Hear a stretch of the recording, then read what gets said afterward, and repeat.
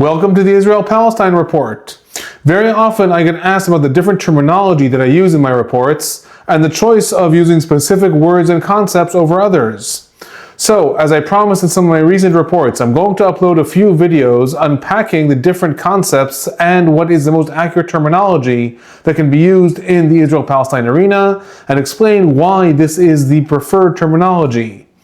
This video is going to focus on the territory that is geographically at the center of the Israel-Palestine arena, this area over here.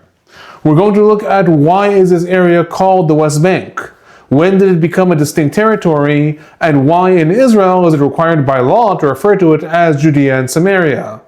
You're watching the Israel-Palestine Report with Professor Alon Burstein. Hit that subscribe button. Let's dive in. So, in order to understand the origins of how this area became a distinct territorial unit, we have to go back in time about 110 years.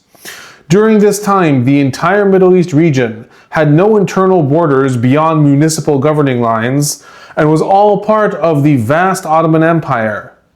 After the First World War and the defeat of the Ottoman Empire, the League of Nations, that is an international body that existed before the United Nations, divided the area into distinct mandates that were given primarily to the United Kingdom and to France, creating the border divisions that make up the different Middle East countries today. In other words, there was the mandate for Syria and the mandate for Lebanon, the mandate for Iraq, and different mandates within the Middle East, and that's where the modern borders came from.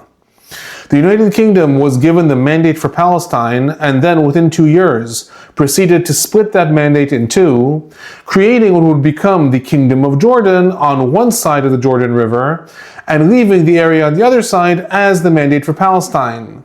Again, note that the entire area at this point in the mandate for Palestine is one unit without any internal divisions. There is no such thing as the West Bank or the Gaza Strip or any other internal borders. Then, when the United Nations voted on the partition of Palestine into a Jewish state and an Arab state in 1947, the border lines between those two future states were drawn based on demographics of Jews and Arabs in the area. In other words, an area that had a majority of Jews would become the future Jewish state, an area that had a majority of Arabs would become a future Arab state. However, after the State of Israel declared independence in May of 1948, war broke out with all of the surrounding Arab neighbors. 9 months later, a ceasefire was declared, and armistice lines were drawn between the sides that were still fighting. These treaties divided what was previously the United Kingdom mandate for Palestine between the warring countries. Israel was established and declared, and the border between Israel and Egypt was drawn along this relatively straight line over here, with the exception of one area that jutted in, where the Egyptian military was still held up, that would become the Gaza Strip. That is how the Gaza Strip was created. Until then, there was no such thing as this jutting in border. This was all one indivisible territory. In turn, the area in the central part of the country, which at that time was referred to in negotiations and treaties as Central Palestine, this area over here, was still controlled by the Jordanian army, and thus it became part of Jordan in those armistice agreements of 1949, while Israel held on to all of the remaining territory over here. So, what happens next? Egypt had very little interest in the Gaza Strip and kept it under military occupation. Jordan, however, had vast political and some would say also ethnic and possibly religious interests in the area of Central Palestine and sought ways to absorb it and make it part of the Kingdom of Jordan. As a result, within a year, in 1950, Jordan officially annexed that area. It granted all the population Jordanian citizenship and renamed it the West Bank, referring to it as the part of Jordan that is on the western bank of the Jordan River over here, as opposed to the rest of Jordan, which is on the eastern bank. So, that's the origins of how the West Bank and the Gaza Strip got their current borders and where the names originated from. In the War of 1967, Israel then took over both of these territories, along with the Sinai Peninsula from Egypt and the Golan Heights from Syria. Each of those other territories, the Sinai Peninsula, the Golan Heights, and the Gaza Strip, each had their own historic trajectory then. However, if we're focusing on the West Bank, the question becomes, what happened then? The area was held under Israeli military occupation, with the exception of East Jerusalem. A lot of complexities I'm not going to get into. When it comes to the actual naming, however, for the first 6 months, Israel still referred to this area as the West Bank, until in December of 1967, there was a military order saying that the area can be referred to in military terms as Judea and Samaria. However, that order said, or it can also still be referred to as the West Bank. The military would call Judea and Samaria, but anyone else could still call it the West Bank.